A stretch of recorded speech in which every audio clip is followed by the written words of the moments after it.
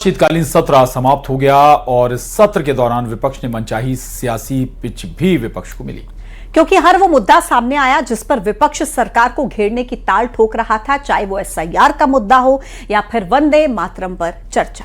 विपक्ष दावा कर रहा था कि सरकार को घेरने की पूरी तैयारी हो चुकी है, लेकिन जब सदन के भीतर परफॉर्मेंस की बात आई तो नतीजा बिल्कुल उल्टा रहा।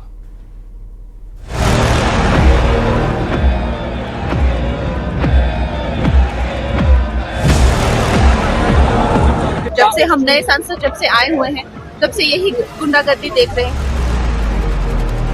ड्रामा करने के लिए जगह बहुत होती है, जिसको करना है करते रहें। यहाँ ड्रामा नहीं, डिलीवरी होनी चाहिए।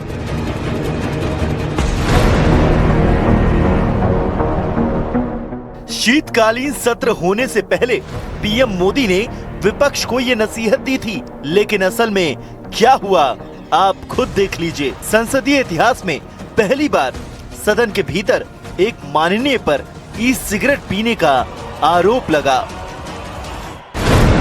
जिन मुद्दों पर बहस के लिए कांग्रेस ने जमीन आसमान कर दिया था, उस पर सरकार का जवाब आया तो कांग्रेस वॉकआउट कर गई।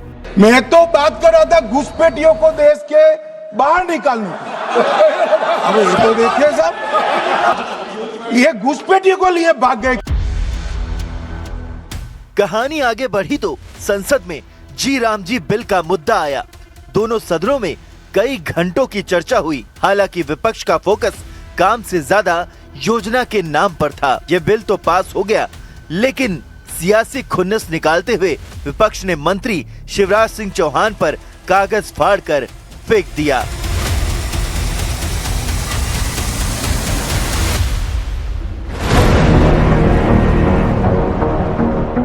सत्र के दौरान एक और बड़ी घटना हुई। अहम बिल्स पर चर्चा बाकी थी, लेकिन राहुल गांधी 5 दिनों की विदेश यात्रा पर निकल गए। सवाल उठा तो कांग्रेस ने कहा कि पीएम भी तो सत्र के बीच 3 देशों की यात्रा पर गए। हालांकि पीएम की यात्रा का रिजल्ट देश दुनिया के सामने है। कई अहम समझौते हुए पीएम मोदी को ओमान और इथियोपिया ने अपना सर्वोच्च सम्मान दिया, जिससे देश का मान बढ़ा। अब बीजेपी पूछ रही है कि राहुल गांधी की यात्रा का रिजल्ट क्या है।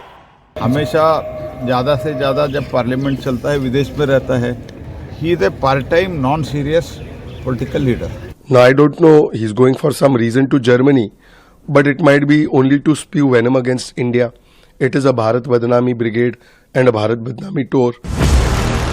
तो सवाल है कि क्या विपक्ष अपनी भूमिका निभाने में फेल हो रहा है।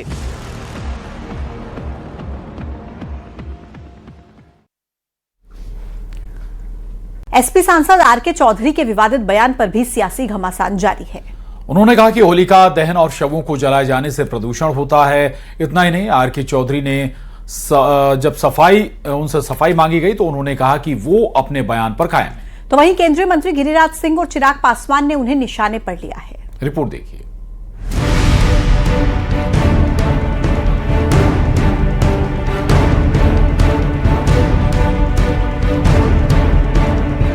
दिल्ली में बढ़ते वायु प्रदूषण और स्मॉग की समस्या के बीच होलिका दहन को लेकर समाजवादी पार्टी के सांसद आरके चौधरी का बयान विवादों में घिर गया है। उन्होंने कहा कि दाह संस्कार हो या होलिका दहन, दोनों के दौरान वायु प्रदूषण होता है।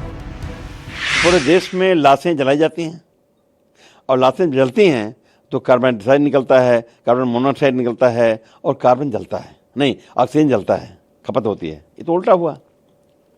ऐसे लाशें जलती हैं और हमारा त्योहार है होली दहन का। पूरे देश में कम से कम 5 करोड़ स्थानों पे एक साथ होली दहन होता है, उससे कार्बन डाइऑक्साइड निकलता है। एसपी सांसद आरके चौधरी अपने विवादित बयान पर कायम है। उन्होंने कहा कि कोई उनके बयान पर विरोध भी करे तो उन्हें कोई दिक्कत नहीं। मैंने आज भी कहा है कि जो भी चीज जलती है उससे कार्बन डाइऑक्साइड निकलता है, कार्बन मोनोऑक्साइड निकलता है। और अगर किसी का हर्ट करता है सेंटिमेंट तो मैं दोषी नहीं हूँ। वहीं एसपी सांसद जियाउर रहमान बर्क ने इसे आरके चौधरी का व्यक्तिगत बयान बता दिया है। मैं इस चीज पे कुछ नहीं कहना चाहता, क्योंकि मैं किसी की धार्मिक अल्फाज वो कहेंगे तो शायद कोई ऐसी बात नहीं बनेगी। अगर मैं कोई अल्फाज कह दूंगा तो उसको वो दूसरी तरह से लोग लेना शुरू कर देंगे, क्यों मैं नहीं चाहता कि मुद्दे से भटकाऊं। मैं चाहता हूं मुद्दे पर ही बात होनी चाहिए। एसपी सांसद आरके चौधरी पर बीजेपी का कहना है कि दिक्कत है तो धर्म बदल लें। वहीं एलजेपी ने बयानबाजी न करने की नसीहत दी है। जो कह रहे हैं वो धर्म बदल लें। आरके चौधरी, मैं नहीं जानता हूं कि मुसलमान है कि हिंदू हैं। तो हिंदू धर्म में जलाने से हम तो एक ही जगह 3.5 हाथ, दूसरे धर्म में जो कब्र पे जाते हैं तो प्रत्येक व्यक्ति के लिए 3.5 हाथ जमीन लेते हैं। सिर्फ कहने के लिए अगर आप ऐसे बयानों का इस्तेमाल करते हैं तो आप कईयों की भावना को ठेस पहुंचाते हैं।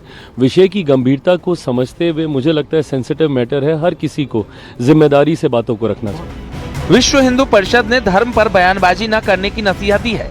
साथ ही पूछा कि एसपी सांसद अपना वैचारिक प्रदूषण कैसे दूर करेंगे। शवों को जलाने से प्रदूषण फैलता है, कल को कहेंगे कि हवन से भी प्रदूषण फैलता है।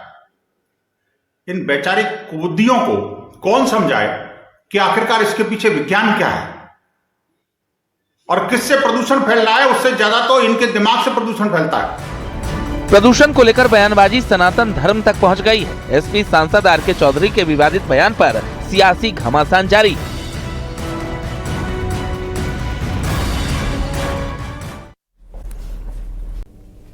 और टीएमसी विधायक मदन मित्रा का राम के नाम पर दिया गया विवादित बयान सियासी हड़कंप का मुद्दा बन गया है। हालांकि मदन मित्रा ने सफाई दी कि उनका एआई जनरेटेड बयान वायरल हुआ है, जो कि झूठा है। लेकिन तब तक मुद्दा तूल पकड़ चुका था और बीजेपी ने टीएमसी की घेरेबंदी शुरू कर दी थी।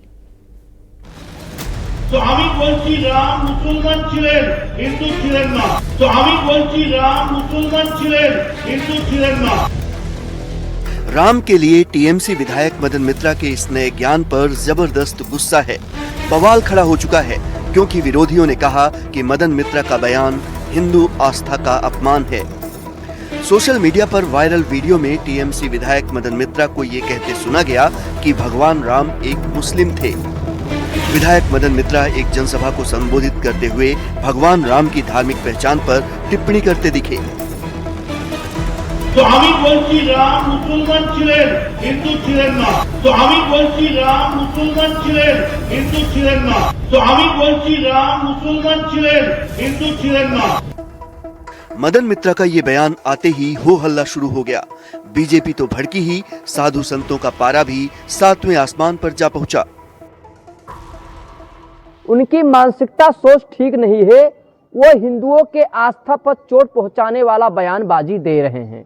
वो कह रहे हैं कि राम जी हिंदू नहीं थे, मुसलमान थे। ऐसे लोग सनातन का अपमान करते हैं, राम का अपमान करते हैं और हिंदुओं के आस्था का अपमान करते हैं। ऐसे लोग हिंदुस्तान में रहेंगे तो हिंदुस्तान का अपमान होगा। तृणमूल कांग्रेस के नेता मदन मित्रा ये कह रहे हैं कि प्रभु श्री राम मुसलमान है। ये 140 करोड़ देशवासियों का अपमान है, ये हम सब हिंदुओं का अपमान है। इससे ये स्पष्ट होता है कि तृणमूल कांग्रेस एक हिंदू विरोधी पार्टी है, जिसमें हर तृणमूल कांग्रेस का नेता हिंदुओं के खिलाफ बयान ममता बनर्जी के कहने पर कहता है। मदन मित्रा के राम को मुस्लिम बताने वाले बयान पर हो हल्ला मचा तो मदन मित्रा की सफाई भी आ गई।